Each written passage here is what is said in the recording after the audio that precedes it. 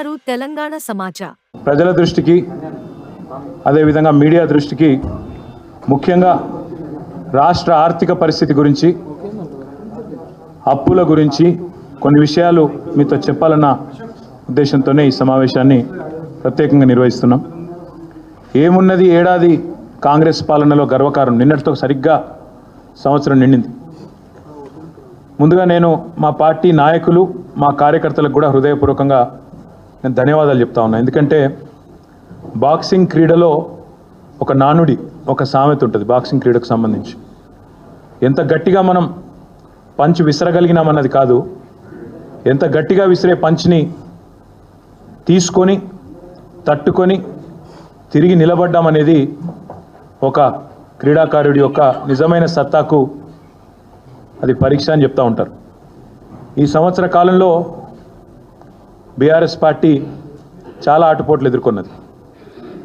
Assembly ఎన్నికల్లో స్వల్ప తేడాతో ఓటమి పాలైన, ఆ తర్వాత కేసీఆర్ గారికి శారీరకంగా గాయం పాలై వారు కూడా దాదాపు 3 నెలల పాటు ఇబ్బంది పడ్డా, ఆ తర్వాత మా నాయకురాలు కవిత గారిని అరెస్టు చేసి 5.5 నెలలు జైల్లో పెట్టినా, తర్వాత పార్లమెంట్ ఎన్నికల్లో మరి ఊహించని ఓటమి పాలైనా, అదే మాదిరిగా మా పార్టీ బ్యానర్ మీద గెలిచిన, మా పార్టీ జెండా మీద గెలిచిన 10 మంది ఎమ్మెల్యేలు కాంగ్రెస్ పార్టీలో చేరి వారిని గెలిపించిన ప్రజలకు ద్రోహం చేసిన, ఇవన్నీ కూడా తట్టుకొని ఎన్నో విషమ పరీక్షలు మా మీద కేసులు పెట్టినా, మమ్మల్ని ఇబ్బంది పెట్టే ప్రయత్నం చేసిన, అడుగడుగున అవమానాలు వేధించే ప్రయత్నం చేసిన, ఇవాళ సంవత్సరం తర్వాత తిరిగి మళ్ళీ ఒకవైపు గురుకుల బాట పట్టినా, మరొక వైపు లగచర్లలో గిరిజన రైతుల పక్షాన నిలబడ్డా, అదేవిధంగా రాష్ట్రంలోని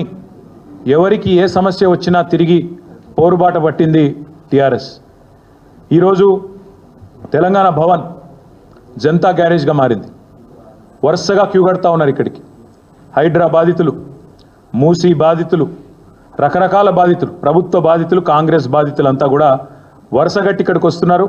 వచ్చి వారి వేదన, వారి బాధ చెప్పుకుంటూ ఉన్నారు. అందుకే నేను అనేది, మా నాయకులకు, మా కార్యకర్తలకు ముందుగా శిరస్సు వంచి వారి పోరాట స్ఫూర్తికి నా ధన్యవాదాలు తెలియజేస్తా ఉన్నా. ముఖ్యంగా సోషల్ మీడియాలో కూడా ఎక్కడికక్కడ ఖండాంతరాల్లో ఉండే మా తమ్ముళ్ళు, మా చెల్లెళ్ళు కూడా చాలామంది మరి పార్టీ ఉండాలా, ఖచ్చితంగా తెలంగాణకు శ్రీరామ రక్ష అంటే కేసీఆర్ నాయకత్వం అని చెప్పి బలంగా నమ్మి వాలంటీర్గా పనిచేస్తున్న తమ్ముళ్లకు, చెల్లెళ్లకు, సోషల్ మీడియా సైనికులకు, క్షేత్రస్థాయిలో ప్రతిరోజు కాంగ్రెస్తో తలపడుతున్న మా కార్యకర్తలకు, కేసులకు వెరవకుండా ఇవాళ సింహాల్లాగా పోరాడుతున్న మా నాయకులందరికీ పేరు పేరున హృదయపూర్వకంగా ధన్యవాదాలు తెలియజేస్తూ, మరొక 4 ఏళ్ళు ఈ పోరాటాన్ని ఇంకా ఉధృతంగా తీసుకుపోదామనే ఒక కేసీఆర్ గారి సూచన, కేసీఆర్ గారి భావన కూడా మీకు తెలియజేస్తూ, మరి ఏడాది పాలనలో ఏమున్నది గర్వకారణం అంటే, రాష్ట్రం ఇవాళ నిజంగా చూస్తే రేవంత్ రెడ్డి ప్రభుత్వం వచ్చిన తర్వాత 1,00,000 కోట్ల అప్పులు కొత్తాయి. రేవంత్ బ్రదర్సు మాలామాలైనరు, రాష్ట్రం మాత్రం అధోగతి పాలైన మాట వాస్తవం, ప్రజలు తిప్పల పాలైన మాట కూడా వాస్తవం. తెలంగాణ ప్రజలకు ఈరోజు రేవంత్ రెడ్డి పాలన, కాంగ్రెస్ సర్కారు పాలన అంటే గుర్తొచ్చేది ఒకవైపు 1,00,000 కోట్ల అప్పులు, మరొక వైపు వారు చేసిన దారుణ ఘాతకాలు, తప్పులు. సంవత్సరం నిండింది. మరి సంవత్సరం నిండిన తర్వాత ఏం సాధించినవయ్యా నువ్వు అని చెప్పారు అని అడిగితే చెప్పడానికి సమాధానాలు లేవు. ఏదో పేరుకి ఆర్భాటము, హడావుడి తప్ప ఈరోజు నిజంగా చెప్పడానికి సమాధానాలు లేవు. అందుకే ముఖ్యమంత్రి తన తప్పులను కప్పిపుచ్చుకోవడానికే మళ్ళీ అప్పులు అంటూ తప్పుడు కూతలు కూస్తూ ఉన్నాడు. అప్పులు అంటూ తప్పుడు కూతలు కూస్తున్న ముఖ్యమంత్రికి నేను చెప్పేది, అప్పుల మీద కాదు జరగాల్సింది, నీ తప్పుల మీద చర్చ. తెలంగాణ సమాజంలో మేము తప్పకుండా నిన్ను సూటిగా ఇవాళ కొన్ని ప్రశ్నలు అడుగుతున్నాం, దమ్ముంటే సమాధానం చెప్పు. సీఎం అంటే ఇవాళ నువ్వు సీఎం పదవి చేపట్టిన తర్వాత ఆ పదవి స్థాయి కూడా దిగదార్చినావు నువ్వు. ఇవాళ నీ ప్రభుత్వంలో ఎవరన్నా బాగుపడ్డారంటే అనుముల బ్రదర్స్ మాత్రమే బాగుపడ్డారు. నీ ప్రభుత్వంలో ఎవరికన్నా ఏమైనా లాభం జరిగింది అంటే కేవలం అనుముల రేవంత్ రెడ్డి, అనుముల తిరుపతి రెడ్డి, అనుముల జగదీష్ రెడ్డి, అనుముల కొండల్ రెడ్డి, అనుముల కృష్ణారెడ్డి, ఇంకా మిగతా బ్రదర్స్కి మాత్రమే లాభం జరిగింది. హైలైట్ ఏంటంటే రాష్ట్రానికే 1000 కోట్ల స్థాయిలో పెట్టుబడి ఇచ్చే స్థాయికి అనుముల కుటుంబం చేరిందని చెప్పి వాళ్ళ ప్రజలు అనుకుంటున్న మాట వాస్తవం. మరి వచ్చే సంవత్సరం ఫోర్బ్స్ జాబితాలో రిచెస్ట్ బ్రదర్స్ ఎవరయ్యా అంటే అనుముల బ్రదర్స్ అని వస్తుందేమో, అదానిని కూడా దాటేస్తారేమో అని చెప్పి ప్రజలు కూడా అనుకుంటున్నమాట వాస్తవం. నీ ఏలుబడిలో రాష్ట్రానికి రాబడి తెచ్చే తెలివి లేదు, రాష్ట్ర సంపద పెంచే సోయి లేదు, స్పృహ లేదు, ఒక్కటి కూడా కనీసం పాజిటివ్ పని చేసిన ముఖం లేదు. ఏం చేయాలా? అందుకే నోటికి వచ్చినట్టు తెల్లారలేస్తే కాకి కూతలు చెప్తా. మేము మా నాయకులు ఎప్పుడు చెప్తా ఉంటారు, కేసీఆర్ను తిట్లు, కేసీఆర్కు తిట్లు, దేవుళ్ళ మీద ఓట్లు, ఇచ్చిన హామీలకు తూట్లు. ఇదే నువ్వు చేసింది ఏందా సంవత్సరం అంటే ఒగ్గిది. మాట్లాడితే ముఖ్యమంత్రి అనేవాడు రాష్ట్ర ప్రతిష్ట పెంచాల్సిన ప్రయత్నం చేయాల్సింది పోయి ఇవాళ రాష్ట్ర ప్రతిష్టను, రాష్ట్ర పరువును గంగలో కలిపినట్టు రాష్ట్రం దివాలా తీసిందని దివ్యంగా ఉన్న రాష్ట్రం మీద దివాలా తీసిందని ఆరోపణలు చేసే ఒక దివాలాకోరు ముఖ్యమంత్రి మనకు ఉండడమే ఇవాళ నిజంగా కూడా మనం చేసుకున్న దురదృష్టం. కొత్త పరిశ్రమలు కాదు, ఉన్న పరిశ్రమలే తరలిపోతున్నాయి. యువతకి, ఉపాధికి, రాష్ట్ర ప్రగతికి తీరని అన్యాయం రేవంత్ రెడ్డి చేస్తూ ఉన్నాడు. ఇవాళ కొత్త స్లోగన్ పెట్టినాడు, ఇవాళ కొత్త పిఆర్ఓలను పెట్టుకున్నట్టున్నాడు. 2-3 కొత్తగా ఇంగ్లీష్ వచ్చిన వాళ్ళు తోడైనరు. తెలంగాణ రైజింగ్ అట. ఎల్ల రైజింగ్ అవుతుంది చెప్పు. ఇండియా షేనింగ్ అని అప్పట్లో ఒకళ్ళు వాగినరు, వాళ్ళు అడ్రస్ లేకుండా వీకినరు. ఇక నువ్వు ఎవరిని పెట్టుకున్నట్టు నిన్న ఇవాళ 2 ఇంగ్లీష్ ముక్కలు వచ్చినోని ఆయన తెలంగాణ రైజింగ్ అట. తెలంగాణ రైజింగ్ కాదు, అనుముల బ్రదర్స్ రైజింగ్. తెలంగాణలో అదానితో పోటీ పడుతూ ఆస్తులు ఎవరికన్నా సృష్టించుకుంటున్నారంటే అనుముల బ్రదర్స్, రేవంత్ బ్రదర్స్ రైజింగు. తెలంగాణ మాత్రం ఫాలింగ్, ఇది పక్క. నువ్వు ఎవరినన్నాడు? నీకు చేతనైతే నీ కొండారెడ్డి పల్లెకి పోయి ఆడ కూర్చో, రచ్చబండ మీద కూర్చొని పోలీసు వాళ్ళని పక్కకు పెట్టి అడుగు, చెప్తారు రైజింగా ఫాలింగా ఏందో చెప్తారు.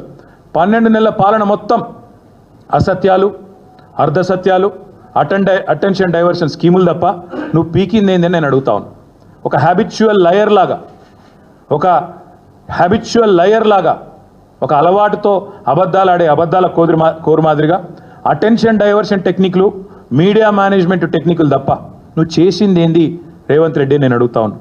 ఇవాళ నేను అందుకే సూటిగా అడిగేది, అప్పుల చాటున అప్పులు అంటే తప్పుడు కూతల మాటున మళ్ళొక్కసారి నీ అసమర్థతను కప్పిపుచ్చుకునే ప్రయత్నం చేస్తే ఊరుకోము, వదిలిపెట్టాం. అందుకే వాస్తవాలు చెప్పడానికే ప్రజలకు ఈ ప్రెస్ మీట్ పెట్టినా, నేను తిట్టడానికి కాదు. మీరు గద్దెనెక్కిన మొదటి రోజే నిజానికి మా నాయకుడు మా కేసీఆర్ గారు చెప్పినారు, వాళ్ళని ఒక 3-4 నెలలు ఏమనకండి, నిర్మాణాత్మక ప్రతిపక్షంగా ఉండండి, శాసనసభల శాసన మండలిలో బయట అక్కసు వెలగక్కినట్టు ఉండొద్దు, మనం పద్ధతిగా ఉండాలి, మనం తెచ్చిన తెలంగాణ, కష్టపడి తెచ్చిన తెలంగాణ ఇది, ఎవరికి ప్రజలు అధికారం ఇచ్చినా తెలంగాణ బాగుండాలని కోరుకోవాలి, ఏమనకండి అన్నారు. మేమేమో అనలే. కానీ నువ్వు మొదటి రోజు నుంచి మొదలుపెట్టినావు అసెంబ్లీలో కారు కూతలు, పిచ్చివాగుడు, శ్వేతపత్రాల పేరిట డ్రామాలు తప్పలేదు. నువ్వు శ్వేతపత్రాలు పెడితే మేము శ్వేతపత్రాలను బయట పెట్టినాం. నువ్వు ఆ అప్పుల గురించి మాట్లాడితే అప్పులను పెట్టుబడిగా పెట్టి సంపద సృష్టించిన వైనాన్ని ప్రజల ముందు పెట్టినాం. కానీ నువ్వు బంద్ చేస్తలేవు. మళ్ళీ నువ్వు, మీ మంత్రులు, మీ మీడియా మేనేజ్మెంట్ టెక్నిక్లతోని ఒక అబద్ధాన్ని 100 సార్లు చెప్తే నిజమవుతుంది అన్నట్టు అదే మాట పదే పాడిందే పాటరా అన్నట్టు ఇవాళ మళ్ళొక్కసారి అసెంబ్లీలో ఎండగట్టినాం, మిమ్మల్ని బయట ఎండగట్టినాం, అయినా మళ్ళీ అదే సొల్లు పురాణం చెప్తా ఉన్నారు. కాబట్టి ఇవాళ మేము మళ్ళీ చెప్తా ఉన్నాం. అయినా ఇవాళ ఎందుకు వచ్చినాయి ఈ దొంగ ముచ్చట్లు? సంవత్సరం అయిపోయింది. సంవత్సరం అయిపోతే నువ్వు సాధించిన విజయాల గురించి చెప్పుకోవాలి. గొప్పగా ఇది చేసినాం, అది చేసినాం, పొడి చేసినా అని చెప్పుకోవాలి. కానీ నువ్వేం చేస్తున్నావు? నువ్వు కావాలని అప్పులు గిప్పులు అని మళ్ళీ తప్పుడు కూతలు ఎందుకు కూస్తున్నావు? ఒకటే ఒక కారణం. ఎందుకంటే నీ బాధ ఏంది? నీ 6 గ్యారంటీలు 100 రోజులు అన్నావు, దాని మీద చర్చ జరగద్దు. 420 హామీలు నువ్వు ఇచ్చినావు, వాటి మీద చర్చ జరగొద్దు. అందుకే నేను అంటున్నా, అప్పుల లెక్కలు కాదు, హామీల లెక్కలు చెప్పు. వడ్డీల ముచ్చట్లు కాదు, వాగ్దానాల ముచ్చట్లు చెప్పు. ఆ రోజు చాలా గొప్ప వాగ్దాటి ప్రదర్శించిండ్రు కదా నువ్వు, బట్టి విక్రమార్క ఇద్దరు. ఏమన్నారు ఆ రోజు? ఒక టీవీలో చర్చ కూర్చోబెట్టి, మరి చాలా చెప్తున్నారు మీ ఇద్దరు అడ్డగోలు హామీలు ఇస్తుండ్రు, అవుతుందా మీతోని అని అడిగితే, మాకు అణువు తెలుసు, అనా పైసతో సహా లెక్కలు తెలుసు అని చెప్పి పెద్ద పెద్ద డైలాగులు కొట్టి ఆ రోజు టీవీల ముందు సొల్లు పురాణం చెప్పింది నువ్వు, నీ డిప్యూటీ సీఎం కాదా? ఇవాళ వచ్చి మళ్ళీ దివాలాకోరు మాటలు మాట్లాడుతున్నా ఈ సన్నాసి ముఖ్యమంత్రిని నేను అడుగుతున్నా, నువ్వు కాదా ఆ రోజు చెప్పింది? మాకు అనా పైసతో సహా ప్రతి లెక్క తెలుసు, ఎట్లా మాట నిలబెట్టుకోవాలో తెలుసు అని ఉదరగొట్టింది నువ్వు కాదా? ఆ రోజు దొంగ లెక్కలు, ఈరోజు కాకి అరుపులు. అందుకే మేము అనేది, దమ్ముంటే అప్పులపై కారు కూతలు కాదు, నీ అసమర్థ పాలన పైన శ్వేతపత్రం విడుదల చెయ్యి. నువ్వు చేసింది ఏందో చెప్పు. నువ్వు చేసింది ఏంది నిజానికి ఈ సంవత్సరంలో? కేసీఆర్ ఇచ్చిన ఉద్యోగాలు నీ ఖాతాలో రాయించుకుంటావు. నువ్వు ఎన్ని ఉద్యోగాలు ఇచ్చినావు మొత్తం తిప్పి కొడితే 12,000 ఉద్యోగాలు ఇచ్చిండు రేవంత్ రెడ్డి. సంవత్సరంలో 2 లక్షల ఉద్యోగాలు అని చెప్పి దివాలాకోరు మాటలు చెప్పి గద్దెనెక్కిన కాంగ్రెస్ సంవత్సర కాలంలో ఇచ్చింది రాహుల్ గాంధీకి రేపు ఎల్లుండి ఉత్తరం రాస్తా, మొత్తం నీ బండారం ఏందో నీ కథ ఏందో ఆయనకు తెలియదని నేను అనుకుంటలేను, కానీ తెలిసినా తెలియనట్టు యాక్టింగ్ చేస్తున్నాడు. ఆయన కూడా స్వాతిముత్యం యాక్టింగ్ చేస్తున్నాడు కాబట్టి ఆయన బండారం నీ బండారం బయట పెట్టాలి కాబట్టి చెప్తున్నా. నీ రాహుల్ గాంధీ అన్నట్టు ఆయన మీ నాయకుడు అశోక్ నగర్కి వచ్చిండు, మొదటి సంవత్సరంలో 2 లక్షల ఉద్యోగాలు ఇస్తా అని చెప్పి తెలుగులో ట్వీట్లు పెట్టిండు, నమ్మబలికిండు, తెలంగాణ యువతను మోసం చేసిండు. నీ ప్రభుత్వం వచ్చినాక నీ ఇప్పటిదాకా ఇచ్చింది సంవత్సరంలో 12,000 చిల్లర ఉద్యోగాలు మాత్రమే. ఇంకా 1,87,000 ఉద్యోగాలు నీ ప్రభుత్వం బాకీ ఉంది తెలంగాణ యువతకు. అందుకే నేను అనేది రేవంత్ రెడ్డి నిన్ను వదిలిపెట్టం, నువ్వెన్ని తప్పుడు కూతలు కూసినా నిన్ను వదిలిపెట్టే సమస్య లేదు. ఉద్యోగాలు ఇచ్చింది కేసీఆర్, అవి నీ ఖాతాలో వేసుకునే ప్రయత్నం చేస్తూ ఉన్నావు. రుణమాఫీ బోగస్ అని తేలిపోయింది, రైతులు ఏ ఊరికి పోయినా తిరుగుతూ ఉన్నారు, కాలేదు, 2 లక్షల లోపు కూడా కాలేదు. నాకు పొద్దున్నే నరేందర్ రెడ్డి అని రిటైర్డ్ టీచర్ పేద మెసేజ్ పంపిండు, సార్ నాది కానే కాలేదు, ఇది నా ఫోన్ నెంబర్, ఇది నా అకౌంట్ నెంబర్, జర మాట్లాడండి అసెంబ్లీలో అని పొద్దున్నే మెసేజ్ పంపిండు. ఒకటి కాదు, నీకు చేతనైతే దమ్ముంటే ఊరూరు అడుగు తెప్పించుకో వివరాలు. ఎక్కడ కూడా రుణమాఫీ పాక్షికంగా అయింది తప్ప పూర్తిగా కానే కాలే. 49,500 కోట్ల కాడ మొదలైంది కథ. ఇవాళ నువ్వు 20,000 కోట్లతో ముగించినా అని చెప్తున్నావు. ఆ 20,000 కూడా పడలే, 20,000 కోట్లు కూడా పడలే. నీ బట్టి విక్రమార్క నీ ఫైనాన్స్ మినిస్టర్ చెప్తున్న ప్రకారమే 11-12,000 కోట్లు దాటలే. ఇది వాస్తవం. రేవంత్ రెడ్డి తెలుసుకో, అందరిని ప్రజలను రైతులను పిచ్చోళ్ళని చేసినట్టు మాట్లాడు బంద్ చేయి. డబ్బు సంచులతో దొరికిన దొంగనే కదా, దొంగ అని అరిచినట్టు ఇవాళ మళ్ళీ ఇష్టం వచ్చినట్టు మాట్లాడుతూ ఉన్నాడు. ఒకవైపు విజయోత్సవాలట. ఎందుకు విజయోత్సవాలు? రైతుల ఆత్మహత్యలు పెరిగినందుక, ఆగిపోయిన నేత కార్మికుల ఆత్మహత్యలు తిరిగి ప్రారంభమైనందుక, లేదా 48 మంది గురుకులాల్లో చచ్చిపోయే పరిస్థితులు కల్పించినందుక, లేదా 50 మంది పైచిలకు ఆటో డ్రైవర్లు ఆత్మహత్యలు చేసుకునే పరిస్థితిని వారికి తీసుకొచ్చినందుక, ఇచ్చిన మాట తప్పినందుక, లేదా మొత్తం రాష్ట్రాన్ని అతలాకుతలం చేసినందుక, దేనికి? అందుకే మేము అనేది తెలంగాణలో మళ్ళీ ప్రభుత్వ హత్యలు ప్రారంభమైనాయి. ప్రభుత్వ హత్యలు అంటున్నా నేను, నీ మాట నేనే వాడుతున్నా, నువ్వే అను గతంలో. ఉద్దేశపూర్వక క్రిమినల్ నెగ్లిజెన్స్ వల్ల ఎవరు మరణించినా అది ప్రభుత్వ హత్యనే అని ఆనాడు ప్రతిపక్షంలో ఉండి మీరే చెప్పిండ్రు. అందుకే నేను అంటున్నా, ఇవాళ చనిపోయిన గురుకుల పిల్లలు ప్రభుత్వ హత్యలే, మొన్న చనిపోయిన శైలజది ప్రభుత్వ హత్యనే, చనిపోయిన ఆటో డ్రైవర్లన్నీ ప్రభుత్వ హత్యలే, చనిపోయిన రైతులై ప్రభుత్వ హత్యలే, బలవన్మరణానికి పాల్పడ్డ ఆత్మహత్యలు చేసుకున్న నేత కార్మికులై ఖచ్చితంగా ప్రభుత్వ హత్యలే. అందుకే తెలంగాణలో మళ్ళీ ప్రభుత్వ హత్యల పరంపర ప్రారంభమైంది అంటున్నా. మేము గురుకులాల్లో ఉన్న పిల్లలను ఎవరెస్ట్ ఎక్కించినాం, నువ్వు వాళ్ళని పాడెక్కిస్తా ఉన్నావు. ఇంతకంటే నీచం ఇంకోటి ఉంటుందా? ఇంతకంటే నీచమైన ప్రభుత్వం ఇంకోటి ఉంటుందా? కనీసం పిల్లలకు బువ్వ చక్కగా పెట్టలేక మా ఆర్ఎస్ ప్రవీణ్ కుమార్ మీద ఏడుపులు, ఆయన కుట్ర చేసిండట, నేను కుట్ర చేసినమాట. సిగ్గన్నా ఉండాలా కనీసం మాట్లాడడానికి. ఇదో ప్రభుత్వం, మీదో బతుకు.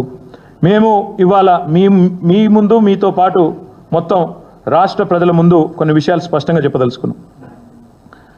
ఇవాళ రేవంత్ రెడ్డి గారి దిక్కుమాలిన ప్రభుత్వం చెప్తున్న దివాలాకోరు మాటలకు ఇవి సమాధానాలు. ఆర్బీఐ లెక్కలు, సోషియో ఎకనామిక్ సర్వే లెక్కలు నాయిగావు.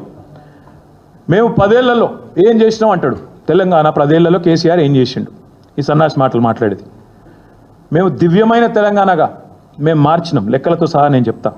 10 ఏళ్ల ప్రస్థానంలో స్వరాష్ట్రంగా మారడమే కాదు, అసలు వీళ్ళకు పరిపాలన వస్తుందా, తెలంగాణలోకి అంత సీనుందా అని మాట్లాడిన వాళ్ళందరూ నోర్లు మూయించే విధంగా ప్రగతి శిఖరాలను అందుకున్నది తెలంగాణ కేసీఆర్ గారి నాయకత్వంలో. విఫల రాష్ట్రం అవుతుందని చెప్పి పిల్లి శాపాలు పెట్టిన సన్నాసుల నోర్లు మూయించే విధంగా అద్భుత విజయ తీరాలను చేరుకున్నది Telangana. Most successful state in ఇండియాగా ఆనాడు తీర్చిదిద్దింది కేసీఆర్ గారి నాయకత్వం. ఈ రోజు కూడా కాకపోతే నీకు అది ఇముడతలేదు. కేసీఆర్కి మంచి పేరు వస్తే, తెలంగాణకు మంచి పేరు వస్తే, తెలంగాణకు మంచి పేరు వచ్చినా కేసీఆర్కే వస్తుందని చెప్పి ఇవాళ ఇప్పటికి కూడా అదే తప్పుడు కూతలు కూస్తూ ఉన్నాం. కేవలం మీ పరిపాలన యొక్క వైఫల్యాలను, మీ చాతగాంతనాన్ని కప్పిపుచ్చుకోవడానికే చిల్లర మాటలు. నేను 3 విషయాలు మీ ముందు చెప్తా ఉన్నా. Socio economic survey, reserve bank of India లెక్కలు, ఇతర ఆర్థిక అభివృద్ధి సూచికలు. ముందుగా డెవలప్మెంట్ ఎక్స్పెండిచర్, ఇది నా లెక్క కాదు, సోషియో ఎకనామిక్ సర్వే చెప్పింది, తెలంగాణ ప్రభుత్వమే ప్రచురించిన లెక్క, పోయిన సంవత్సరం ప్రచురించిన లెక్క. దీని ప్రకారం డెవలప్మెంట్ ఎక్స్పెండిచర్ అంటే అభివృద్ధి పనుల మీద పెట్టే వ్యయం రూపాయి ఉంటే ఎంత? తెలంగాణలో మేము చేసిన మొత్తం నికర ఖర్చులో 10 ఏళ్లలో అభివృద్ధి కోసం పెట్టిన ఖర్చు 74%, 74% is development expenditure. This is the highest in the country for any state.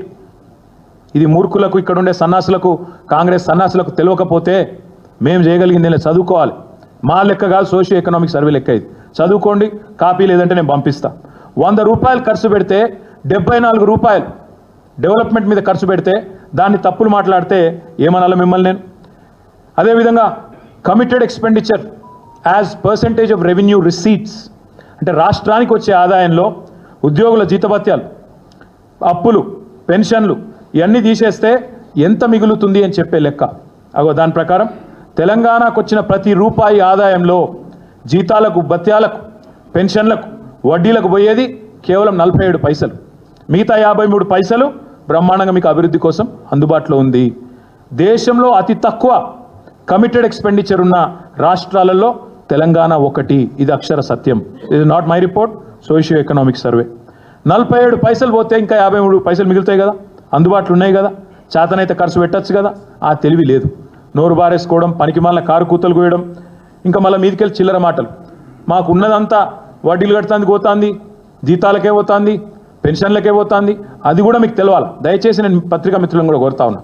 వాళ్ళు ఏ సొల్లు పడితే ఆ సొల్లు వాగితే మీరు అదో బైబిల్లో స్క్రిప్చర్ అన్నట్టు లేకపోతే ఇంకోటి అన్నట్టు మీరు రాయడం చాలా దారుణం. యాజ్ ఇట్ ఈస్ ప్రచురించడం, ఫ్యాక్ట్ చెక్ చేయకుండా చాలా చాలా దారుణం. దయచేసి నేను చెప్పే దానిలో కూడా తప్పుంటే ప్లీజ్ ఫ్యాక్ట్ చెక్. వాళ్ళు చెప్పే దానిలో తప్పున్నా ఫ్యాక్ట్ చెక్ చేయండి. ఆపోజిషన్ చెప్పేదైనా, గవర్నమెంట్ చెప్పేదైనా అవి వేదాలు కాదు, అవేం బైబిల్ సూక్తులు కాదు, అవేంలో ఖురాన్లోనో లేకపోతే ఇంకో దానిలోనో రాసిన గొప్ప విషయాలు కాదు. అందుకే మేము చెప్పేది, అసలు ఈ ముఖ్యమంత్రికి కానీ ఈ క్యాబినెట్ కానీ కనీస పరిజ్ఞానం, కనీస అవగాహన లేదు. వాళ్ళు మాకు అప్పజెప్పిపోయిన నాడు రాష్ట్రాన్ని 2014లో ఆనాడు అప్పజెప్పిపోయిన నాడు రెవెన్యూ సర్ప్లస్ 369 కోట్లు, 369 క్రోర్స్. ఈరోజు 2023లో డిసెంబర్లో మేము వీళ్ళకి అప్పజెప్పిపోయిన నాడు రెవెన్యూ సర్ప్లస్ 5,944 క్రోర్స్. 5,944 క్రోర్స్ అంటే 16 రెట్లు ఎక్కువ సర్ప్లస్తో మీకు అప్పజెప్పి వచ్చినాం మేము. రెవెన్యూ సర్ప్లస్ అంటే ఏంది అసలు? Revenue receipts minus revenue expenditure. Revenue receipts అంటే ఏంది? రాష్ట్రం యొక్క సొంత ఆదాయం, కేంద్రం మీద గ్రాంట్స్ మీద ఆధారపడకుండా రాష్ట్రం యొక్క సొంత ఆదాయం ఏదైతే ఉంటుందో దాన్ని రెవెన్యూ రిసీట్స్ అంటారు. అంటే దబ్బన మోడీకి కోపం వచ్చింది, రూపాయి ఇయ్యడనుకో, రూపాయి కూడా ఇయ్యడనుకో, మరి అప్పుడు రాష్ట్రం మిగుల్లో ఉంటుందా లేక లోట్లో ఉంటుందా అనేది పాయింట్. మోడీకి కోపం వచ్చి కేంద్రం నుంచి మనకు రావాల్సిన పైసా ఒక్కటి రాకపోయినా, లేదా డెవల్యూషన్ కూడా మనకు రాజ్యాంగబద్ధంగా రావాల్సింది రాకపోయినా, తెలంగాణ యొక్క పరిస్థితి ఏంటంటే ఆర్థిక పరిస్థితి మేము వదిలిపెట్టిపోయినాడు, మేము దిగిపోయినాడు. రెవెన్యూ రెసీట్స్ పరంగా చూస్తే అగ్రభాగాన భారతదేశంలో ఉన్నాం, టాప్ 2nd ప్లేస్లో ఉన్నాం. Revenue receipts minus revenue expenditure అంటే రెవెన్యూ ఎక్స్పెండిచర్ అంటే ఏంటిది? శాలరీ, ఉద్యోగుల జీతభత్యాలు, డిఏలు, వాళ్ళకిచ్చే ఇంక్రిమెంట్లు, అదేవిధంగా పెన్షనర్ల పెన్షన్లు, అన్నిటికన్నా ముఖ్యంగా రాష్ట్రం చేసిన అప్పులకు, రాష్ట్రానికి ఉన్న అప్పులకు కట్టే వడ్డీతో సహా ఇవన్నీ, అండ్ సబ్సిడీలు, ఇవన్నీ తీసేసినాక కూడా రెవెన్యూ రిసీట్లకు వెళ్ళి రెవెన్యూ ఎక్స్పెండిచర్ తీసేసినాక మేము దిగిపోయిన నాడు 5,944 కోట్ల రెవెన్యూ సర్ప్లస్తో అప్పచెప్పినాం. అందుకే నేను అనేది, ఇప్పటి నుంచి ఎవరైనా తప్పుడు కూతలు కూస్తే మేమేదో వాళ్ళు కనీసం వడ్డీలు కట్టలేక అప్పుల పాలైపోయి జీతాలు ఇవ్వలేక అంటే, అయితే మీకు బడ్జెట్లో ఏం పెట్టినో అదన్న తెలియదు, మీరు పెట్టిన బడ్జెట్లో ఏముందో మీకే తెలియదు. మీ రెవెన్యూ మంత్రి పెట్టింది ఇప్పుడు లెక్క, నేను చెప్పింది కాదు. మీ ఫైనాన్స్ మినిస్టర్ పెట్టిన లెక్క ఇది, డిప్యూటీ సీఎం పెట్టిన లెక్క మొన్న బడ్జెట్లో 5,944 క్రోర్.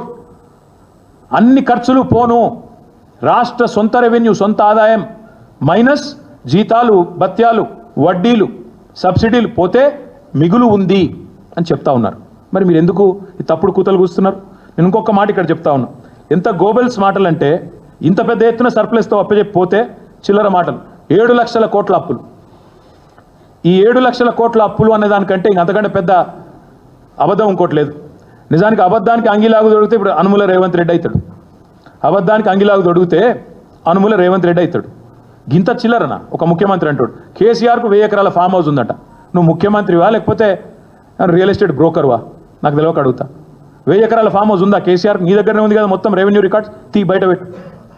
కేసీఆర్కు 1000 ఎకరాల ఫామ్ హౌస్ ఉంటే నీకు రాసిస్తాం, చలో నిజంగానే ఉంటే చూపెట్టు, బయట పెట్టు. సిగ్గు శరం ఏమైనా అనుకుంటారేమో అనే ఇంగితం ఏది లేదు. ఏది పడుతుంది ఉర్రాలే, మీడియా మేనేజ్ చేయాలి, నా డబ్బాలో వచ్చినట్టు చూసుకోవాలి, యూట్యూబ్లలో ఆన్లైన్లో చిల్లర ప్రచారాలు చేయాలి, గంతే. 7 లక్షల కోట్లు కూడా అసలుంటిదే. చిల్లర ప్రచారం. మళ్ళొక్కసారి చెప్తా ఉన్నా, తెలంగాణ ప్రభుత్వం ఈరోజు మీకు ఒక మాట స్పష్టంగా చెప్పాలి. ముందు ఏ రాష్ట్రమైనా తన యొక్క ఆస్తులు అప్పులు రెండిటి పరిగణలోకి తీసుకొనే అప్పిచ్చేవాడు అప్పిస్తాడు. ఆ రాష్ట్రం యొక్క పరపతి ఏందని బట్టి దాన్ని డెట్ జిఎస్డిపి రేషియో అంటారు.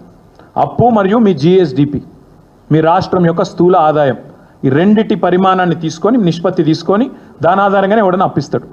ఇవాళ తెలంగాణ భారతదేశంలోనే హైయెస్ట్ ఫిజికల్ ప్రూడెన్స్ ఉన్న రాష్ట్రాల్లో తెలంగాణ ఒకటి. అత్యల్పంగా డెట్ జిఎస్డిపి ఉన్న రాష్ట్రాల్లో కింది నుంచి ఉంటాం మనం 4వ 5వ స్థానంలో. మీరు చూడండి ఒక్కసారి కాంగ్రెస్ వాళ్ళ లెక్క.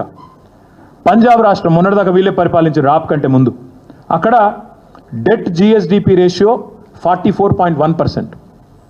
మొన్నటిదాకా కాంగ్రెస్ పరిపాలనలో ఉన్న పంజాబ్లో 44.1% డెట్ జిఎస్డిపి. ఈరోజు హిమాచల్ ప్రదేశ్లో కాంగ్రెస్, అక్కడ డెట్ జిఎస్డిపి 42.5. రాజస్థాన్ మొన్నటిదాకా కాంగ్రెస్ 36% డెట్ జిఎస్డిపి. అదే తెలంగాణ 27%, కర్ణాటక 23%. అంటే దాదాపు మనకు దగ్గరలో ఉంది. మరి తెలంగాణ అప్లపాలైందంటే మరి రాజస్థాన్, హిమాచల్, పంజాబ్ అవన్నీ పీకినాయి, ఎత్తిపోయినాయి మొత్తం. అక్కడ మీ కాంగ్రెస్ వాళ్ళు ఉన్నారు కదా, మాట్లాడుతందుకు సిగ్గుశరం లేదా?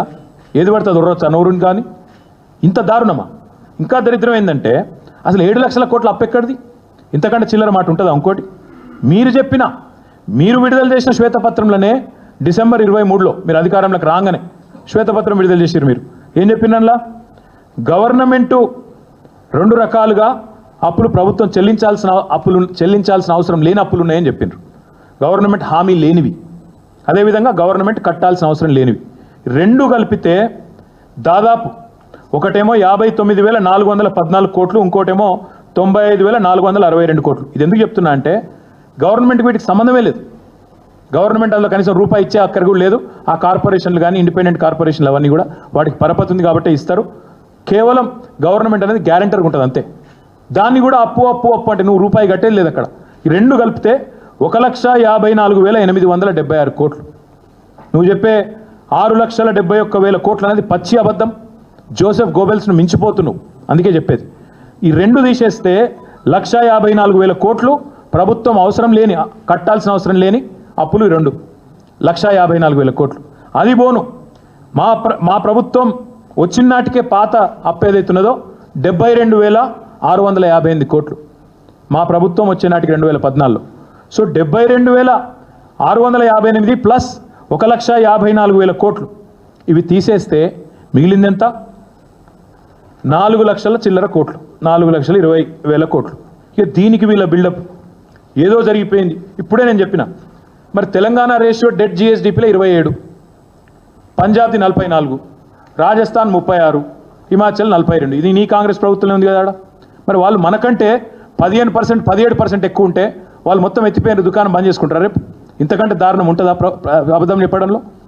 దయచేసి ముఖ్యమంత్రి అనేది అప్పుల గురించి కాదు, నీ తప్పుల గురించి ఇలా ప్రజల్లో చర్చ జరగాల్సిన అవసరం ఉంది. అప్పుల గురించి తప్పుడు కూతలు కూయడం మానేయి.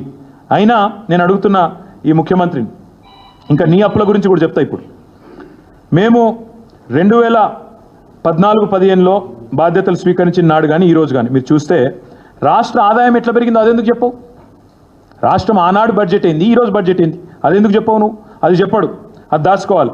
మీరు చూడండి, ఆ రోజు పర్ క్యాపిటా ఇన్కమ్ మేము బాధ్యతలు స్వీకరించిన నాడు 2014లో తలసరి ఆదాయం రాష్ట్రంది 1,24,000, 14వ స్థానంలో ఉన్నాం. ఈరోజు 3,47,299 రూపాయలు, నంబర్ 1 స్థానంలో ఉన్నాం.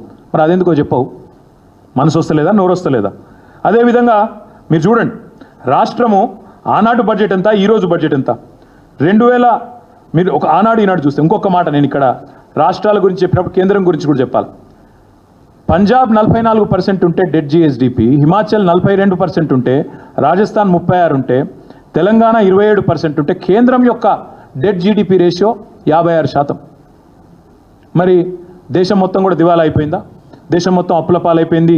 మీరు మోడీ గారు కలిసి నాశనం చేసిండ్రా? కాంగ్రెస్ వాళ్ళు, బీజేపీ వాళ్ళు మేమైతే పరిపాలించలేదు కదా దేశాన్ని. మరి ఈ రకమైన మాటలు మాట్లాడడం ఎంతవరకు సమంజసం? అదేవిధంగా మరి తెలంగాణ గత 10 ఏళ్లలో దేశానికి ఎంత కాంట్రిబ్యూట్ చేసింది ఎందుకు చెప్పవు? ఆనాడు మేము అధికారంలోకి వచ్చినాడు 4% ఉండే దేశ జీడిపికి తెలంగాణ కాంట్రిబ్యూషన్. మరి ఈరోజు 5%, ఒక 1% పెరిగింది కదా దేశ జీడిపి కాంట్రిబ్యూషన్ తెలంగాణ. అదెందుకు చెప్పవు? ఆ రోజు బడ్జెట్ కేవలం 46,000 కోట్లు, సారీ రెవెన్యూ, తెలంగాణ రెవెన్యూ 46,000 కోట్లు, ఈరోజు 1,60,000 కోట్లు. మరి 4 రెట్ల రెవెన్యూ పెంచితే అది చెప్పవు. మేము జీడిపి కాంట్రిబ్యూషన్ 1% దేశానికి ఎక్కువ పెంచితే చెప్పవు. హైయెస్ట్ పర్ క్యాపిటల్ ఈ దేశంలో మన రాష్ట్రం ఉందని చెప్పవు.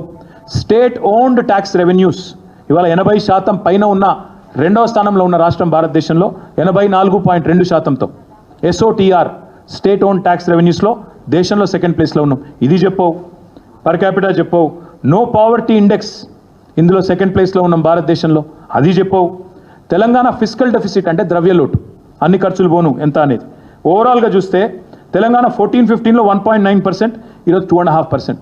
కేంద్రం తంటాలు పడుతున్నది. 5.1% పెట్టుకొని దాన్ని చేరడానికి తంటాలు పడుతుంది ఫిస్కల్ డెఫిసిట్ టార్గెట్. ఇంత బాగా నడుస్తుంటే దీని మీద చిల్లర మాటలు. ఇంకా దరిద్రం ఏంటంటే రేవంత్ రెడ్డి కాకి అరుపులు. ఆయన అంటాడు మొత్తం నాకు అప్పులు కడతానికే పోతున్నాయి పైసలు, నెలకు 6,500 కోట్లు కడుతున్నా అంటాడు. సిగ్గు శరం ఉంటే ముఖ్యమంత్రి, నేను చెప్పింది తప్పైతే రుజువు చేయి లేదా రాజీనామా చేయి. నువ్వు అంటున్నావు 6,500 కోట్లు కడుతున్నా అంటున్నావు. ఇది ఆర్బీఐ డాక్యుమెంట్, నాది కాదు. దీని ప్రకారం ఆర్బీఐ ప్రకారం ఇప్పటిదాకా మీ గవర్నమెంట్ వచ్చినాక 12 నెలల్లో కట్టింది కేవలం 34,730 కోట్లు, అంటే నెలకు 2,900 కోట్లు. సిగ్గుంటే, ఇజ్జత్ ఉంటే, మానం ఉంటే అయితే నన్ను తప్పన రుజువు చేసి అలా రాజీనామా చేసి పక్కకు. 6,500 కోట్లని ముఖ్యమంత్రి అబద్ధం చెప్పచ్చా? ఇది ఆర్బీఐ లెక్క 2,900 కోట్లు మాత్రమే అని చెప్పి. ఇంకా దారుణం చెప్తా మీకు, ఇది ఆర్బీఐ లెక్క. ఇక కాగ్ వాళ్ళ లెక్క ఇంకా భిన్నంగా ఉంది. కాగ్ ఏం చెప్తుంది? కాగ్ లెక్క ప్రకారం ఇప్పటి వరకు ఇంట్రెస్ట్ పేమెంట్ మీద ఏప్రిల్ నుంచి అక్టోబర్ వరకు ఈ ఫిజికల్ ఇయర్లో 15,152 కోట్లు. ఈ ఆర్థిక సంవత్సరంలో ఏప్రిల్ నుంచి అక్టోబర్ దాకా అంటే నెలకు 2,164 crores. మరి మిగతా పైసలు ఎటు వీక్తున్నాయి? ఢిల్లీకి సంచులలో పోతున్నాయా? ఢిల్లీకి పోతున్నాయా లేకపోతే నీ బ్రదర్స్ జేబులోకి పోతున్నాయా? ఏడికి పోతున్నాయి చెప్పు. మరి 6,500 కోట్లు కడుతున్నాను తప్పుడు కూతలు కూస్తున్న తప్పుడు ముఖ్యమంత్రి. ఇక్కడ ఆర్బీఐ లెక్క ప్రకారం 2,900, కాగ్ లెక్క ప్రకారం 2,164 కోట్లు. మీకు ఇస్తా చూసుకోండి. ఇంత స్పష్టంగా ఉంటే విషయం ఇవాళ తప్పుడు కూతలు ముఖ్యమంత్రి కూస్తున్నాడు. అందుకే నేను అనేది దొంగనే దొంగ అని ప్రచారం చేసినట్టు ఈ మిగతా పైసలు ఎటుపోతున్నాయి రేవంత్ రెడ్డి చెప్పాలి. ఇంకొక మాట, మేము ఉమ్మడి రాష్ట్రంలో, మేము కాదు మాకంటే ముందు 1956 నుంచి 2014 వరకు మొత్తం 2 ప్రభుత్వాలు చేసిన అప్పు 72,658 కోట్లు మొత్తం అన్ని ప్రభుత్వాలు. కానీ రేవంత్ రెడ్డి ఒకటే సంవత్సరంలో అవన్నీ దాటిపోయింది. ఒకటే సంవత్సరంలో రేవంత్ రెడ్డి గారు చేసిన అప్పు ఎంత అంటే ఇది నా లెక్క కాదు, ఇది కూడా ఆర్బీఐ లెక్క. ఇది ఇంకా ఘోరం ఏంటంటే సెప్టెంబర్ దాకానే, సరే ఆగస్టు దాకానే ఉంది, తర్వాత దాచేసిండ్రు, బయటికి రాణిస్తలేరు వివరాలు. అప్పటికే 85,000 కోట్ల అప్పు అయింది రాష్ట్రం. ఆగస్టు వరకే 85,000 కోట్ల అప్పు. కార్పొరేషన్లు ఎఫ్ఆర్బిఎం మొత్తం తీస్తే 85,000. ఆగస్టు తర్వాత సెప్టెంబరు, అక్టోబరు, నవంబరు, ఇప్పుడు డిసెంబర్లో ఉన్నాం. గత 3 నెలలు కూడా కలిపితే మనం దాటిపోయినాం ఎప్పుడో 1,00,000 కోట్లు. అంటే 56 నుంచి 2014 వరకు ఎంత అయితే అప్పు జరిగిందో అంతకంటే ఎక్కువ ఒక సంవత్సరంలో చేసిన గనుడు రేవంత్ రెడ్డి, కాంగ్రెస్ ప్రభుత్వం. ఇది నా లెక్క కాదు, ఆర్బీఐ లెక్క, మీరు చూసుకోవచ్చు. ఎన్ని రూపాయలు తెచ్చినట్టు టెస్కాప్కు 5,000 కోట్లు. ఇట్లా రకరకాల కార్పొరేషన్ల పేరిట, గవర్నమెంట్ల పేరిట లోన్లు తీసుకురావడమే కాకుండా, నేను ఇంకొకటి గమ్మత్ ఏంటంటే చాలా ఆశ్చర్యం, మాకు విచిత్రం అనిపించేది. మరి బడ్జెట్ లెక్కల ప్రకారమేమో, మీ లెక్కలే ప్రకారమేమో ఒకలాగుంది, కాగ్ లెక్కలు ఒకలాగున్నాయి, ఆర్బీఐ లెక్కలు ఇంకోలాగున్నాయి, నువ్వు బయట వాగే చెత్తవాగుడేమో ఇంకోలాగుంది. ప్రజలు నిజంగా ఏది నిజమని నమ్మాలి అసలు? ముఖ్యమంత్రికి కనీసం తెలుసా? లేదా కావాలని డిప్యూటీ సీఎం ఏమైనా తప్పుదోవ పట్టిస్తున్నాడా? వాళ్ళకు చక్కగా లేక ఒకళ్ళ పదవి కోసం ఒకళ్ళ కోసం ఏమన్నా ఆగమాగం అవుతుండ్రా? మరి ముఖ్యమంత్రి సమాధానం చెప్తాడా, డిప్యూటీ సీఎం సమాధానం చెప్తాడా? ఇది ఖచ్చితంగా రాష్ట్ర ప్రజలకు వివరాలు తెలియాలి. 6,500 కోట్లు నేను కడుతున్న నెలకనే తప్పుడు మాట ఏదైతున్నదో దీనికి సమాధానం తప్పకుండా ముఖ్యమంత్రి చెప్పాలి. నేను ఇంకొక ప్రశ్న కూడా అడుగుతా ఉన్నాను ఈ ప్రభుత్వాన్ని. మేము ఆనాడు అప్పు చేస్తే దాన్ని అప్పుగా చూడలే, భవిష్యత్ మీద పెడుతున్న పెట్టుబడిగా చూసినాం, వాటితో సంపద సృష్టించినాం. కాళేశ్వరం ప్రాజెక్టు కట్టినాం, మిషన్ భగీరథ ట్యాంకులు కట్టినాం, ఇంటింటికి తాగునీరు ఇచ్చినాం, విద్యుత్ వెలుగులు రాష్ట్రం అంతా వచ్చే విధంగా ఇలా మీరు చూసినారు. గోదావరి పరివాహక ప్రాంతంలో ఇవాళ ఎర్త్క్వేక్ వచ్చింది. ఉదయం ప్రకంపనలు వచ్చినాయి. ఎందుకు కట్టాల్సి వచ్చిందండి దామెరచర్లలో విద్యుత్ ఉత్పత్తి కేంద్రం? ఎందుకంటే this is one of the reasons.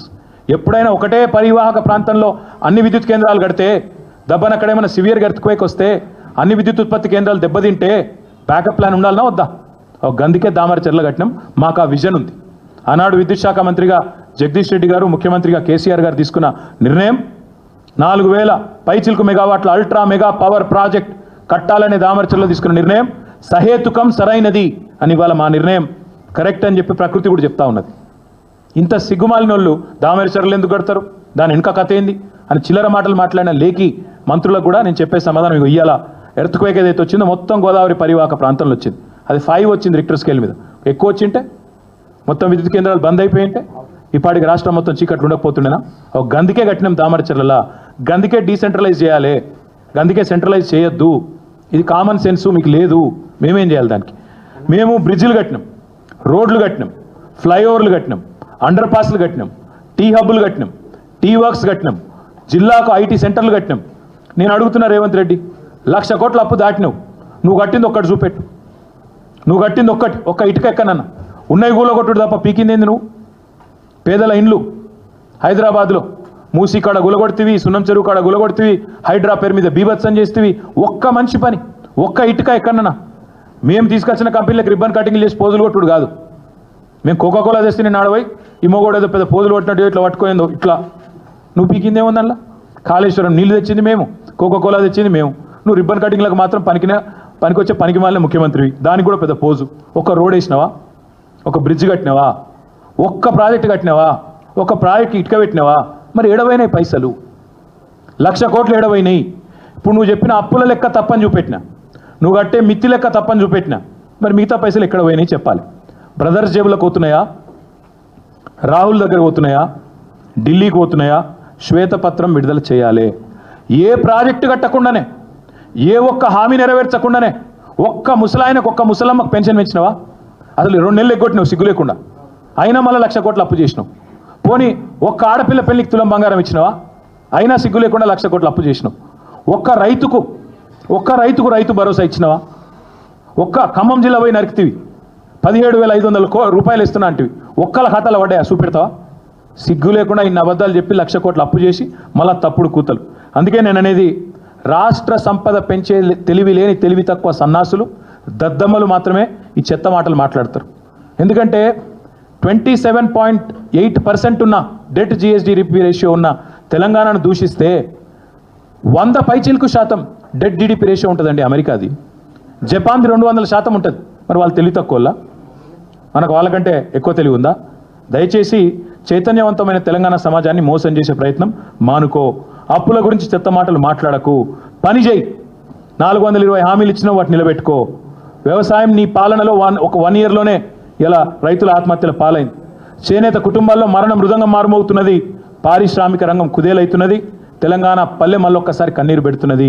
చేతనైతే వాటిని మంచిగా చూడు, లేదంటే అబద్ధాలు చెప్పడం అనే కనీసం మానేయాలని చెప్పి ముఖ్యమంత్రికి చెప్తూ, మళ్ళొక్కసారి దయచేసి మీడియాతో కూడా విజ్ఞప్తి, ముఖ్యమంత్రి నోట్లకెళ్ళి రాగానే అవన్నీ జీవోలు అయిపోవు. ఈయననే చెప్పిండు ఒకసారి ఏదో మీటింగ్లో, నా నోట్లకెళ్ళి ఒక మాట వచ్చిందంటే జీవో అన్నాడు. జీవోనా మొన్న ఇంతవరకు అది కాని కూడా కాలేదు. ఆయన నోట్లకెళ్ళి రాగానే అవేం వేదాలు కావు, అవేం శిలా శాసనాలు కావు, ఆయన ఏం శివగామి కాదు. కాబట్టి మీరు కూడా జర ఫ్యాక్ట్ చెక్ చేయండి. 1-2 సార్లు ఆయన మాట్లాడగానే చెత్త మాటలు అవే నిజాలు అనుకొని ప్రచురించి తాటికాయంత అక్షరాలతోని ప్రజలను మీరు కూడా ఈ సంబరాల రాంబాబు గారి గోల్మాల్ గోవిందంలో మీరు కూడా పడి ఆగం కాకండి. దయచేసి మీరు కూడా కొద్దిగా జాగ్రత్తగా, కొద్దిగా వీళ్ళు మాట్లాడే, ఎందుకంటే కాంగ్రెస్లకు పుట్టుకతోనే అబద్ధాలు వచ్చి వాళ్ళకి అబద్ధము వాళ్ళు సంయుక్తంగా పుట్టినరు. కాబట్టి కొద్దిగా జాగ్రత్తగా దయచేసి వాళ్ళు మాట్లాడే మాటలను జాగ్రత్తగా ఫ్యాక్ట్ చెక్ చేయాలని చెప్పి మీడియాకు కూడా విజ్ఞప్తి చేస్తూ మళ్ళొకసారి మీ అందరికి ధన్యవాదాలు.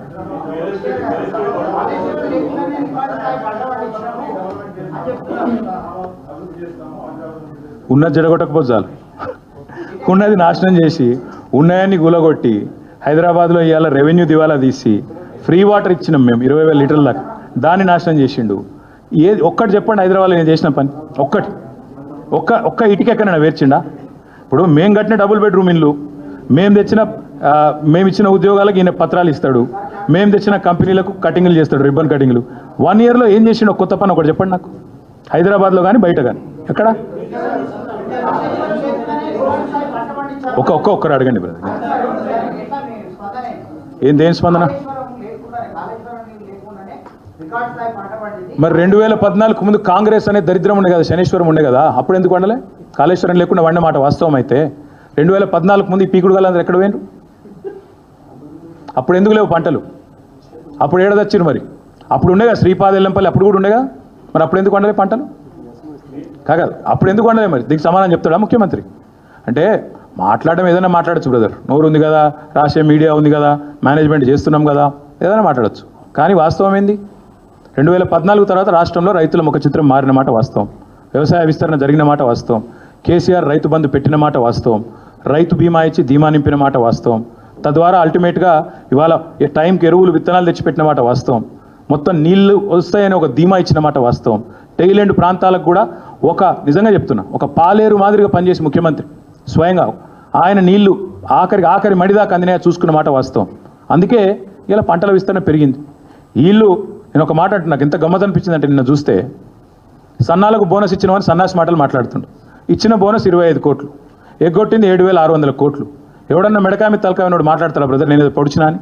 సిగ్గుశరం ఉందా మాట్లాడి? కనీసం పక్కనున్న వాళ్ళని చెప్పారా పెద్దోళ్ళు, తుమ్మల నాగేశ్వరరావు గారు లాంటి పెద్దోళ్ళు పిచ్చి మాటలు మాట్లాడకని? ఎట్లా ఇంత అన్యాయంగా మాట్లాడితే? నేనెందుకు బ్రదర్, ఒక్క రిక్వెస్ట్, మీరు ఇక్కడికి వెళ్ళి సీదా ఆ గొట్టాలు తీసుకొని ఓన్రి, మీరు మొత్తం బిల్డర్లను అడుగురి, ఏ గొట్టాలో మైక్ లేదు ఒకటి ఇష్టం నా మైకులు ఇష్టమనే మైక్రోఫోన్లు చిన్న ఏమేమి వచ్చినాయి కొత్తగా, అవన్నీ పట్టుకొని ఓన్రి, ఎవరినన్నా అడుగురి మార్కెట్లో. పోనీ మీరందరూ కూడా ఆన్లైన్లో చిన్న ప్లాట్లలో పెట్టుబడి పెట్టే ఉంటారు. మీరు రేవంత్ రెడ్డి అంత స్థితివంతులు కాకపోవచ్చు కానీ కొన్ని ప్లాట్లలో మీరు కూడా పెట్టుబడి పెట్టే ఉంటారు. పడ్డాయా లేవా నన్ను అడుగకురి, నాకు చెప్పకుండ్రి, మీ మనస్సాక్షిని అడగండి. నేను మళ్ళదే చెప్తున్నా బ్రదర్, మళ్ళదే చెప్తున్నా. ఎంత పెరిగి ఇప్పుడు అబద్ధాలు అప్పుల గురించే గిన్ని చిల్లర మాటలు మాట్లాడినోడు, ఉన్నాయి లేనట్టు లేని ఉన్నట్టు చెప్పినోడు ఏదైనా చెప్తాడు, ఏముంది నోరే కదా. మీరు రాష్ట్రంలో మీరు ఉండనే ఉన్నారు, దాన్ని ఫ్యాక్ట్ చెక్ చేయరు. చెక్ చేయండి. నిజంగా ఆయన చెప్పిన మాటలు వాస్తవం ఉంటే ఎందుకు దాస్తున్నావు? మరి వివరాలు ఎందుకు? ఆర్బీఐ డాక్యుమెంట్స్ ఎందుకు బయట పెడతలేవు? రికార్డ్స్ ఎందుకు వస్తలేవు బయటికి? మేము అడిగిన ఒక్కటి ఆర్టీఐలే రాదు బయటికి. ఏదో మొత్తం సమాచార శూన్యం సృష్టించే ప్రయత్నం చేస్తున్నాడు. ఎందుకు? మీడియా కన్నా ఇస్తున్నా కనీసం సమాచారం? గురుకులాల్లోకి మా పిల్లలు పోతుంటే ఎందుకు ఆపుతున్నారండి? టీఆర్ఎస్ విద్యార్థి విభాగం నాయకులు పోతుంటే ఎందుకు ఆపుతున్నారు? ఏం తప్పు లేకపోతే భయం ఎందుకు? ఎందుకంటే ప్రభుత్వానికి దడబట్టుకుంది. వాస్తవాలు బయటికి వస్తే మీడియా రాయకపోయినా సోషల్ మీడియా ఉంది కాబట్టి భయం. ఎస్,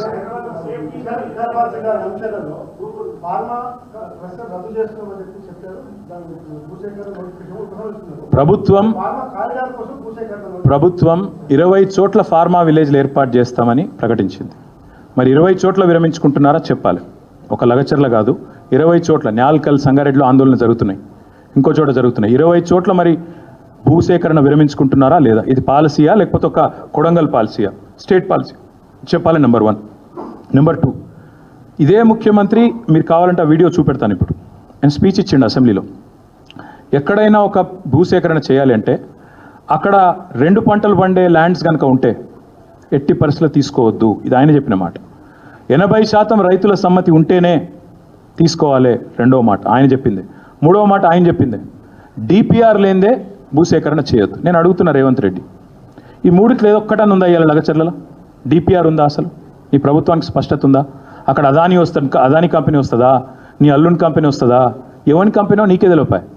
రెండవది, 80% మంది రైతులు ఒప్పుకున్నారా? ఫ్యాక్ట్ ఫైండింగ్ మీడియాతో పంపిస్తావో కమిటీ? 80% మంది రైతులు ఒప్పుకుంటేనే భూసేకరణ చేయాలని నువ్వే కదా ప్రవచించినావు. ఇది అయిందా? ఇవాళ 80% మంది ఒప్పుకుంటున్నారా? మూడవది నేను అడిగేది, 2 పంటలు పండే భూమిని తీసుకోవద్దన్నావు. మొన్న నువ్వు పోయి వేములవాడలో ఒక మాట మాట్లాడినావు. తొండలు గుడ్లు పెట్టని ఊర్లు అన్నావు, తొండలు గుడ్లు పెట్టని భూములు అన్నావు. అనగానే అక్కడ ఒక అమ్మాయి, చదువుకున్న అమ్మాయి లగచర్లలో, ఇవి తొండల గుడ్లా లేకపోతే వడ్లా చూడు సార్ అని చెప్పింది. వాస్తవాలు ఇట్లుంటే ఆడికి ఎవరిని పోనీయకుండా అదేదో శత్రు దేశం అన్నట్టు దడిగట్టి పోనీ, మరి మమ్మల్ని పోనీ సార్ పోయేస్తాం లగచర్లకు, పోయేస్తాం పోనీ. ఫ్యాక్ట్ ఫైండింగ్ అన్ని పార్టీలను పంపి చూద్దాం నువ్వు చెప్పేది కరెక్టా కాదా, 2 పంటలు వండుతున్నాయా లేదా, 80% మంది ఒప్పుకున్నారా, నీకు అక్కడ డిపిఆర్ ఉందా? ఉంటే రైతులు ఒప్పుకుంటే తీసుకో. రైతులు ఒప్పుకోకపోతే నువ్వేం నియంతవా లేకపోతే నువ్వు ఎవరు నువ్వు అసలు? అది మేము అడిగేది.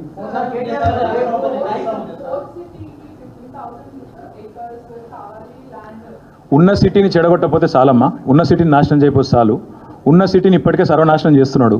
ఉన్న సిటీలో వర్క్స్ అన్నీ అయిపోయినాయి. ఎస్ఆర్డిపి పనులు లేవు, metro water supply and sewerage board కాడ డబ్బులు లేవు, నేను మున్సిపల్ మంత్రిగా పనిచేసిన కాబట్టి అందులో ఉండే అధికారులు అప్పుడో ఇప్పుడో ప్రేమపూర్వకంగా ఏమో కలిస్తే చెప్తుంటారు, సార్ మొత్తం ఈయన పట్టించుకుంటలేడు, టైం ఇస్తలేడు, నాశనం చేస్తాం. ఉన్న సిటీని నాశనం చేయపోతే ఈ మహానుభావుడు. ఎందుకంటే ఇట్లా కొత్త సిటీలు కడతాం చేస్తామంటే cities are not built. You cannot create new cities just by acquisition of land or by constructing a few buildings. That's not how things work. Hyderabad was not built in a day. Rome was not built in a day. Hyderabad has, become what it has over 440 years. So Revant Reddy needs to know that running a government is not like running a real estate business. Unfortunately, ఆయనకు తెలిసింది కదా ఒక్కటే, అది కూడా నాశనం చేస్తుంది. దరిద్రం ఏంటంటే ఆయనకు తెలిసిందే రియల్ ఎస్టేటు, అది ఒక్క పని తెలుసు ఆయనకు, అది కూడా అయితే. నేను ఇంకొక మాట మీరు అడిగారు కాబట్టి చెప్తున్నా. 4th సిటీ అన్నాడు, రైతులు 15,000 ఎకరాలు భూములు ఇవ్వాలంటున్నాడు.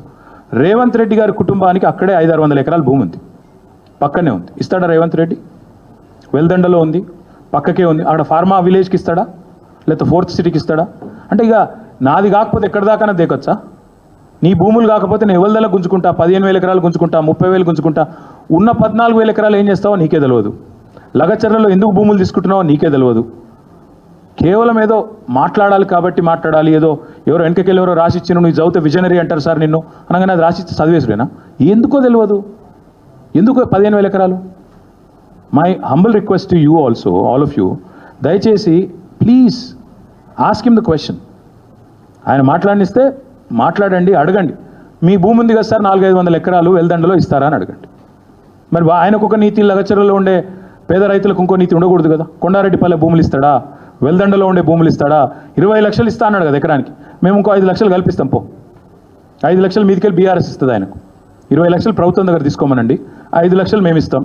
25 లక్షలకు చొప్పున రేవంత్ రెడ్డి కుటుంబానికి ఉన్న భూములు వెల్దండలో ఎకరానికి ఇస్తాడా మాకు? ఇమ్మనండి, అక్కడే పెడదాం ఫార్మా విలేజ్.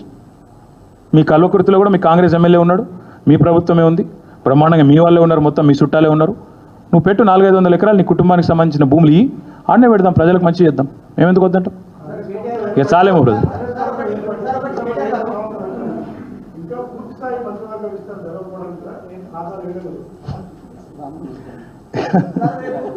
అంటే అక్కడ కొంతమంది మంత్రులు మరి వాళ్ళు ఇప్పటికే చెప్తున్నారు ఏదో బాంబులు వెళ్తాయి అది అని. మరి క్యాబినెట్ కింద అయితే కింద బాంబులు వెళ్తాయో, క్యాబినెట్ విస్తరణ అయితే ఏమవుతుందో తెలియదు.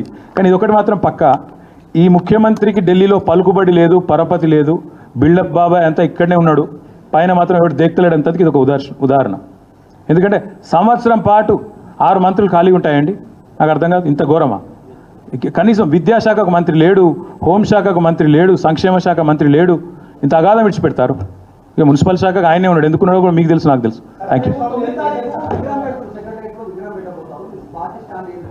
ఇందాక చెప్పిన బ్రదర్, ఇందాక చెప్పిన మళ్ళీ చెప్తున్నా, ఈయన ఎన్ని పిచ్చి కూతలు కూస్తే ఎన్ని పిచ్చి పనులు చేసినా సెక్రటేరియట్ ముందట 4 ఏళ్ల తర్వాత ఉండేది రాహుల్ గాంధీ తండ్రి విగ్రహం కాదు, తెలంగాణ తల్లి విగ్రహమే ఉంటుంది. నెంబర్ 1. తెలంగాణ తల్లి కూడా ఈయన తీసుకొచ్చినట్టు ఇవాళ తలసరి ఆదాయంలో భారతదేశంలో అగ్రభాగాన ఉన్న రాష్ట్రం తెలంగాణ. ఈ రాష్ట్రానికి తల్లి కూడా అంతే బ్రహ్మాండంగా ఒక ఆస్పిరేషనల్ చిహ్నంగా ఉండాలి, ఐకన్గా ఉండాలి. అంతేగాని పేదరికం తాండవించేటట్టు ఉండాలని ఆయన కోరుతున్నాడు. మేమేమో తెలంగాణ ప్రజలు చూడంగానే గర్వపడే విధంగా, ఒక దేవతను చూడంగానే చేతులెత్తి మొక్కాలనిపించే విధంగా ఉండాలని మేము అంటున్నాం. కాబట్టి ఆయన ఏం చేసుకున్నా జరగాల్సింది జరుగుతుంది. 4 ఏళ్ల తర్వాత మీరు చూస్తారు. హరీష్ రావు గారి మీద పెడతడమే కాదు, ఇవాళ రాష్ట్రంలోని మా నాయకత్వం మొత్తం మీద కేసులు పెట్టే ప్రయత్నం చేస్తున్నారు. మేము వీటికి నిన్న హరీష్ రావు గారు చెప్పారు, మేము భయపడం, 1 కాదు 1,00,000 కేసులు పెట్టుకున్నా భయపడం, వెనుకకు పోం, చీల్చి చెండాడుతూనే ఉంటాం. Thank you.